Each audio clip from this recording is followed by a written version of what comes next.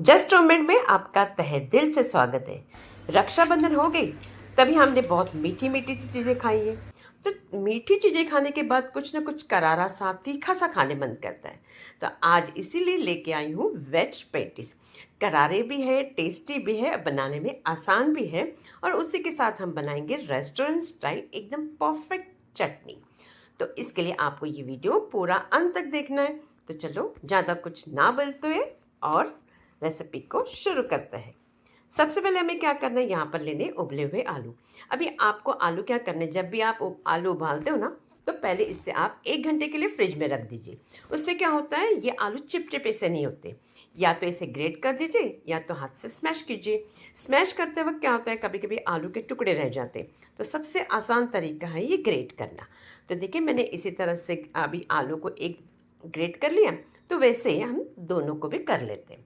अब तीनों आलू को मैंने ग्रेट कर लिए, तो अब डाल देते हैं इसके अंदर मटर, हरे मटर। और उसी के साथ कॉर्न लेना है। आपको क्या करना है, थोड़ा सा पानी में नमक डाल के उसे थोड़ा सा बॉईल करके लेना है। उससे क्या होगा, कच्चा नहीं रहेगा।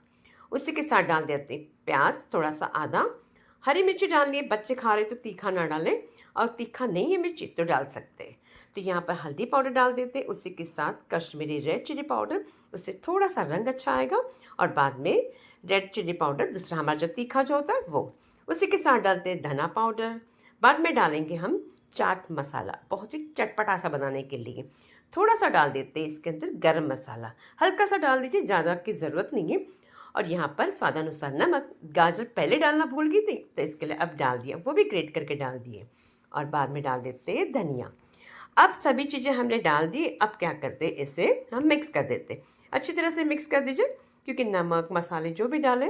अब आलू भी अच्छे हैं, क्योंकि मैंने भी इसे फ्रिज में रख दिया था। तब इस तरह से हमने सबको एकदम मैश कर दिया।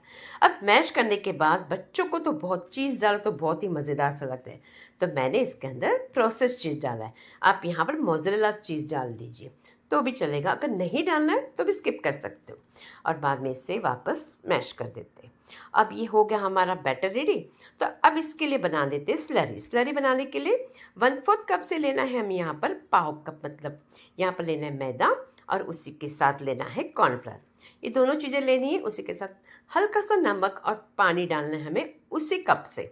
जैसे कि 1/4 कप लिया था ना, उसी कप से थोड़ा थोड़ा सा पानी डाल के गुठलियाँ तोड़ते हुए हमें इस तरह से इसे मिक्स कर देना है। अगर अभी मुझे लग रहा है कि थोड़ा सा गाढ़ा है, तो ये पूरा पानी मैंने डाल दिया।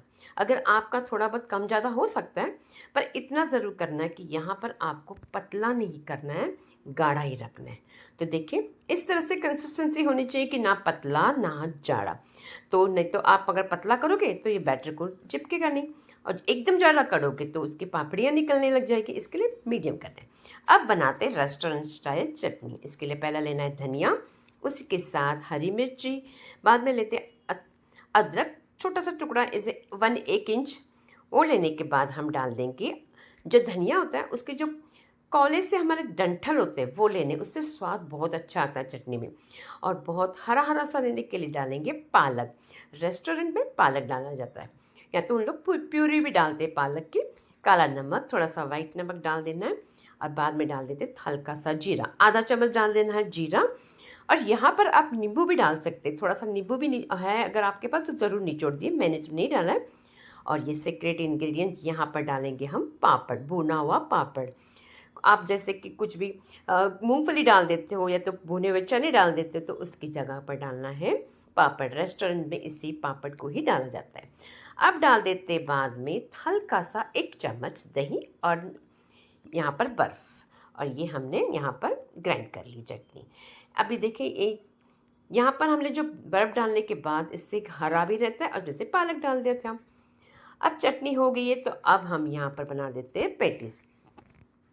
अब आपको शेप, आपको जो आपको अच्छा लगता है ना, आप उसे दे सकते हैं। या तो गोल दे दीजिए या तो राउंड राउंड कर दीजिए, जो आपका अच्छा लगता है वो कीजिए। अगर आपके आलू चिपके से हैं तो आप क्या कीजिए, हाथ को थोड़ा सा हल्का सा तेल लगा दीजिए, और इसके बाद आप इसे इस तरह से कर दीजिए। अब ये हम लोग सभी पहले कर लेते हैं, उससे क्या होगा, हमें बाकी की तैयारी करने में आसानी होगी। तो यहाँ पर मैंने इस तरह से कर लिया। अब ले लेते हैं हम यहाँ पर ऊपर लगाने के लिए हम लेंगे सेवइयाँ। वो भी जो खीर में डालती है, पतली पतली सी लंबी सी होती है ना, वो डालनी है हमें यहाँ पर। अगर आपके पास ये ना हो तो आप इसके जगह पर पोहा होता है ना, पोहा को थोड़ा सा भून के उसको क्रश करके वो डाल सकते हैं, या तो आप कॉर्नफ्लेक्स है तो वो भी डाल सकते हैं। कुछ भी नहीं है तो ब्रेड क्रम्स भी डाल सकते हो, वो भी लगा सकते हो आप इसे। तो मैंने यहाँ पर सेवइयाँ लगा दिए।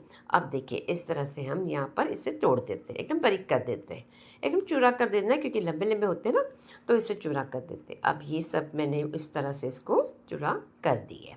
अब ये हो चुका है, तो अब हम कर देते हैं पेटीज की तैयारी, इसको जो कोट करने के लिए। सबसे पहले पेटीज उठाएंगे, ये जो हमने स्लरी बनाई है इसके अंदर डालेंगे, और हमें क्या करना है, फोक लेना है। फोक से क्या होता है, जो भी एक्स्ट्रा जो स्लरी होती है ना उससे निकल जाती है।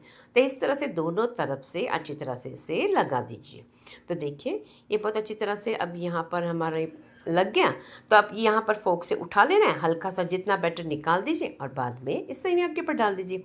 अब ये भी आपको ध्यान रखना है, जब भी आप सेवियों को लगाते हो अच्छे से दबा के लगाइए। ऊपर ऊपर से ऐसे हल्का हल्का सा लगाएंगे ना तो तेल में जाके सभी निकल जाएंगे। इसके लिए अच्छी तरह से हर जगह से एक एक करके आपको दोनों हाथ से चाहिए तो आप ले लीजिए और उसको अच्छी तरह से दबाते हुए इस तरह से लगा दीजिए। अब ये लग चुका है, तो इसी तरह से हमको क्या करना है, वैसे हमें देखो मैं दूसरा भी आपको दिखा रही हूँ क्योंकि आपको कोई गलती ना हो। इसी तरह से करना है, आपको कोई टेंशन नहीं है और बहुत आसान सी रेसिपी है। देखो आप बना सकते हो, खाने में बहुत लाजवाब लगते हैं। जब शाम का वक्त होता है ना चाय के साथ कुछ खाने के लिए, तो इस तरह से आप बना के रख सकते हो। और देखिए इसी तरह से मैंने सेवइयाँ सभी को अब हम क्या करते हैं, लगा लेते हैं। पहले सब ये इस तरह से लगा के लेना है, उसके बाद हम इसे फ्राई करेंगे। तो यहाँ पर मैंने यहाँ लगा दिए और कढ़ाई में तेल गरम करने रख दिया। कढ़ाई में तेल गरम करना वो भी एक है कि आपको बहुत गरम नहीं करना है, मीडियम करना है।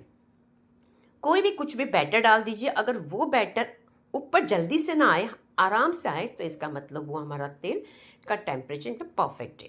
अब मैंने यहाँ पर 3 डाल दी है पैटीज और मीडियम रख देनी गैस। अब इसे हाथ नहीं लगाना है, 2-3 मिनट के बाद इसको झारे से हमें पलट देना है। ऐसे पहले ही हमें जैसे डालते वक्त ही हमें नहीं निकालना है, आपको थोड़ा सा रुक जाना है। अब देखिए मैंने यहाँ पर 3-4 मिनट के बाद हमने रुक गए थे, अब वापस मैंने 2-3 मिनट के बाद इसे देखा तो बहुत ही कलर सुनहरा सा आ गया, एकदम कलरफुल है। देखो एकदम जैसे लग रहा है ना गोल्डन जैसे। अब ये हमारे क्रिस्पी से रेडी हो गए।